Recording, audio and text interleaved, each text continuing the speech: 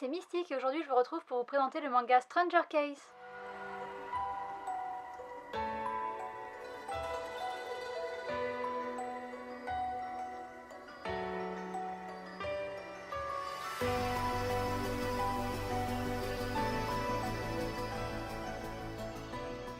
Je vous retrouve aujourd'hui pour une nouvelle vidéo The Story Begins. Certains d'entre vous dans mes hauls m'avaient demandé si c'était possible que je présente Stranger Case et aujourd'hui je vous retrouve pour cette présentation. Ce manga c'est un shonen publié aux éditions Pika et c'est l'adaptation d'un roman qui s'appelle Kyoko Suiri Koji Nanase du mangaka Kiyo Shirodera. En France il a publié d'autres mangas comme Spiral, Vampire Chronicle ou The Civilization Blaster mais je les ai pas lus. L'adaptation en manga elle est faite par Shashiba Katase et c'est son premier manga. C'est publié depuis 2015 au Japon avec 8 tomes en cours et en France c'est publié depuis janvier 2018. Il y a 4 tomes de sortie et le tome 5 devrait sortir en septembre. Le manga il est entièrement en noir et blanc, il coûte 7,20€ et c'est tout ce que je dirais pour la présentation.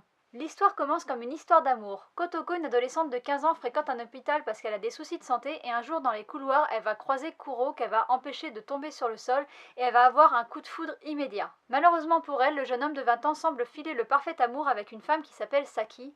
Mais contre toute attente, 2 ans après leur première rencontre, Kuro et Saki vont se séparer et vont rompre leur fiançailles. Kotoko, qui est toujours très amoureuse de lui, va en profiter pour lui faire sa déclaration, mais Kuro, lui, semble à peine se souvenir d'elle. Pour faire sa déclaration, elle va pas y aller avec le dos de la cuillère puisqu'elle va lui dire littéralement « Accepterais-tu de sortir avec moi en vue de m'épouser par la suite ?» Donc vraiment, elle a jeté son dévolu sur lui, c'est lui qu'elle veut personne d'autre, elle veut se marier avec lui. Alors Kuro, lui, se rappelle à peine d'elle, mais il la trouve attendrissante et un petit peu marrante, mais il va la repousser, il va lui dire que sa rupture a été trop difficile et il va lui expliquer les raisons pour lesquelles il s'est séparé de Saki. Et là, ça devient déjà un petit peu plus intéressant puisqu'il raconte qu'ils se sont séparés suite à un voyage qu'ils avaient fait en amoureux à Kyoto. Et en fait, il dit que pendant qu'il faisait une balade, il y a un kappa, donc c'est un espèce d'esprit, un truc du folklore japonais, qui est sorti de l'eau.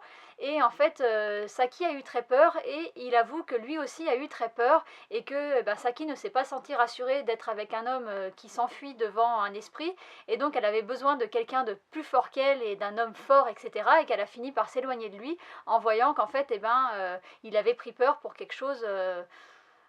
qu'elle aussi avait peur finalement, donc elle devrait pas trop lui en vouloir, mais elle lui en veut de pas avoir été plus fort qu'elle. Kotoko, elle l'a écouté bien attentivement, mais elle n'est pas dupe, et à la fin de son histoire, elle lui dit que il ferait mieux de lui raconter la vérité, et elle lui dit qu'elle sait la vérité, et qu'elle pense qu'au lieu que ça soit lui qui ait eu peur du kappa, elle pense que c'est le kappa qui a eu peur de lui, et que Saki, en voyant qu'un esprit a peur de quelqu'un qui pour elle est normal, mais elle s'est dit que s'il avait peur, le kappa, de Kuro, c'est que Kuro devait être un monstre lui aussi, et donc elle a fini par avoir peur de Kuro, et le quitter pour cette raison. À ce moment-là, Kuro il perd un petit peu son sang-froid parce que finalement Kotoko vient juste de révéler la vérité et il va la traiter de folle, il va lui dire que si elle croit au yokai, au kappa, etc., elle ferait mieux d'aller au psy et elle va lui répondre qu'elle voit un psy une fois par semaine, qu'elle va très bien et elle va lui révéler qu'elle est en fait la déesse de la sagesse. Et donc si elle croit que les yokai, les kappas et les esprits existent, c'est parce qu'en fait elle les voit et qu'elle peut même communiquer avec. Et elle lui dit aussi à Kuro que quand elle communique avec eux et qu'ils lui parlent de Kuro, en fait ils sont terrifiés, ils ont extrêmement peur de lui. Et c'est sur cette révélation en fait que va s'achever leur première rencontre. Et c'est aussi sur ça que je vais achever mon résumé. Si le manga il commence comme une banale histoire d'amour entre une adolescente et un jeune homme, en fait c'est bien plus que ça puisque dans ce manga on va encore une fois de plus côtoyer tout le folklore japonais avec les yokai, les esprits, les kappas, etc.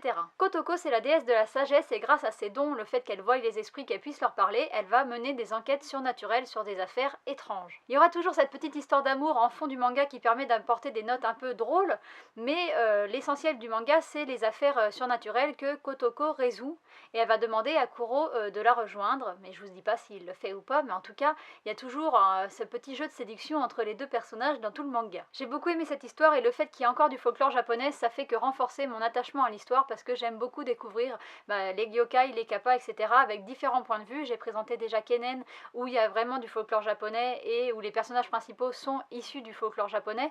Là, c'est pas le cas, c'est traité d'une autre manière, mais je la trouve tout aussi intéressante. J'aime beaucoup aussi l'héroïne Kotoko qui est encore une adolescente mais qui est déjà très forte dans son esprit et elle a surmonté des épreuves dans la vie, j'en dis pas plus, mais elle surmonte des épreuves et je trouve qu'au lieu de s'apitoyer sur son sort, elle va être plutôt forte et elle va prendre le bon côté des choses.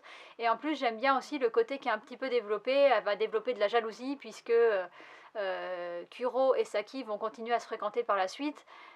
sans être en couple, mais ils vont quand même se voir en fait, et elle va être très jalouse de Saki, etc. Enfin, il y a des côtés très marrants aussi dans ce personnage que j'aime beaucoup, et donc je me suis beaucoup attachée à ce personnage. Si Kotoko est jolie, c'est parce que les dessins sont bien faits, les couvertures sont vraiment très belles, le dessin à l'intérieur est très beau aussi, mais ce que je préfère c'est le chara design. Je trouve que les personnages sont vraiment sublimes. Kotoko est très belle, très bien dessinée, mais Kuro et Saki sont aussi pas mal dessinés, et même tout ce qui est yokai et monstres sont vraiment sympas à voir et sympas à découvrir, et donc c'est un gros point positif du manga, c'est les dessins. Voilà, ma présentation touche à sa fin, j'espère que je vous aurai donné envie de lire ce manga, et puis je vous dis à bientôt pour une prochaine vidéo. Bye bye!